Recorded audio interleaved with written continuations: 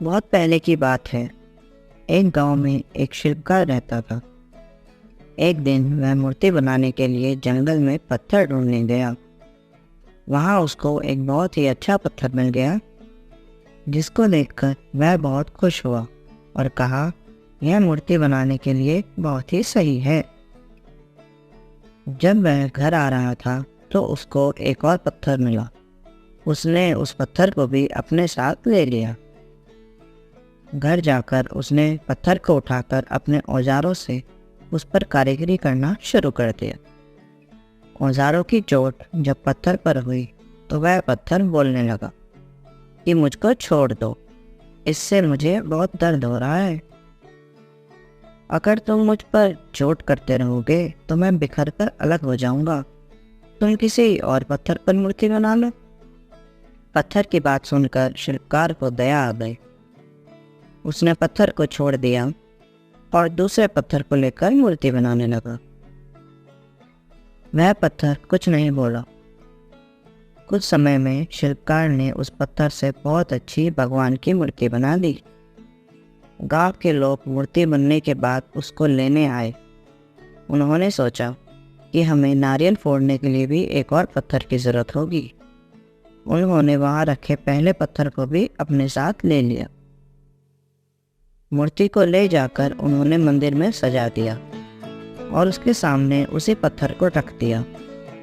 अब जब भी कोई व्यक्ति मंदिर में दर्शन करने आता तो मूर्ति को फूलों से पूजा करता, दूध से स्नान कराता और उस पत्थर पर नारियल फोड़ता था। जब लोग उस पत्थर पर नारियल फोड़ते तो वो बहुत परेशान होता। उसको दर्द होता था और वह चिल्लाता, लेकिन कोई उसकी आवाज़ सुनने वाला नहीं था। उस पत्थर ने मूर्ति बने पत्थर से बात करी और कहा कि तुम तो बड़े मज़े से हो। लोग तुम्हारी पूजा करते हैं, तुमको दूध से स्नान कराते हैं और लड्डुओं का प्रसाद चढ़ाते हैं, लेकिन मेरी तो किस्मत ही खराब है। मुझ पर लोग नारियल फोड़ कर जाते हैं। इस पर मूर्ति बने पत्थर ने कहा कि जब शिल्पकार तुम पर कारीगरी कर रहा था, यदि तुम उस समय उसको नहीं रोकते तो आज मेरी जगह तुम होते, लेकिन तुमने आसान रास्ता चुना, इसलिए अभी भी तुम दुख उठा रहे हो। उस पत्थर को मूर्ति बने पत्थर की बात समझ आ गई थी। उसने कहा कि अब से मैं कोई भी शिकायत नहीं करूँगा। इसके बाद लोग आकर उस पर नारियल फोड़ते। नारियल टूटने से उस पर भी नारियल का पानी गिरता और अब लोग मूर्ति को प्रसाद का भोग लगाने के बाद उस पत्थर पर रखने लगे। इस कहानी से हमें यह शिक्षा मिलती है कि हमें कभी भी कठिन परिस्थितियों से घबराना नहीं चाहिए।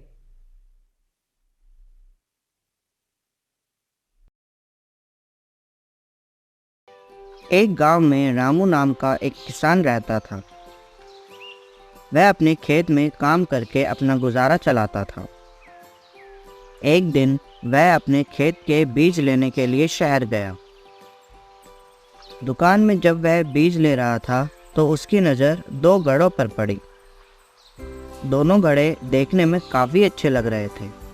रामू ने सोचा कि इनको ले जाकर मैं नदी से ज़्यादा पानी ला सकूंगा। यह सोचकर उसने दोनों घड़े ले लिए। अगले दिन उसने दोनों घड़ों को रस्सी की सहायता से एक डंडे में बांध दिया और नदी की ओर पानी लेने चला गया। नदी में उसने पानी भरा और अपने घर आ गया। घर आने पर उसने देखा कि एक घड़े में पूरा पानी था, जबकि दूसरे घड़े में पानी आधा हो चुका था। यह देखकर रामू समझ गया कि एक घड़ा फूटा हुआ है। उसने दोनों घड़ों का पानी एक बड़े बर्तन में डाल दिया।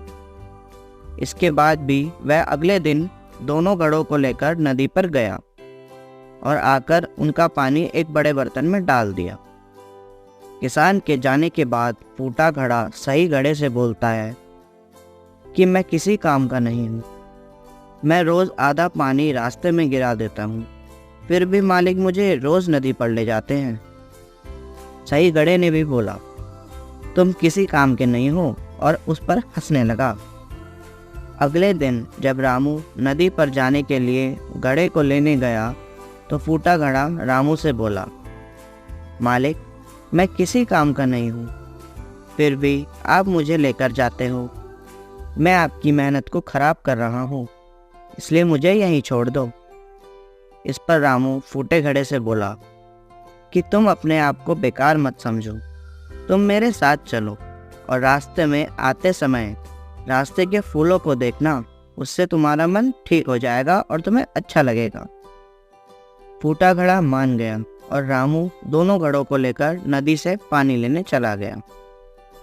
आते समय फूटे घड़े ने रास्ते के फूलों को देखा तो उसको बहुत अच्छा लगा, लेकिन जैसे ही घर पहुंचकर उसने अपने अंदर आधा पानी देखा तो वह फिर से दुखी हो गया। रामू ने फूटे घड़े को बताया कि तुम बेकार नहीं हो, तुम भी बड़े काम के हो। जब मुझे पता लगा कि तुम फूटे हुए हो तो मैंने फूलों के बीज लाकर रास्ते में बो दिए थे।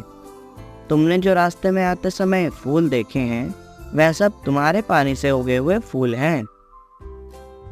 इसके साथ तुम्हारी वजह से मुझे फ़ायदा भी हो रहा है, क्योंकि इन रास्ते के फूलों को मैं बाज़ार में ले जाकर बेच देता हूँ, जिससे मुझे इनकी अच्छी कीमत मिल जाती है। यह बात सुनकर फूटे घड़े को महसूस हुआ कि वो बेकार नहीं है और उसका भी कुछ महत्व है। इस कहानी से हमें यह सीख मिलती है कि कोई भी चीज़ बेकार नहीं होती, हमें उसकी अच्छाई को ढूंढकर उसे और निखारना चाहिए।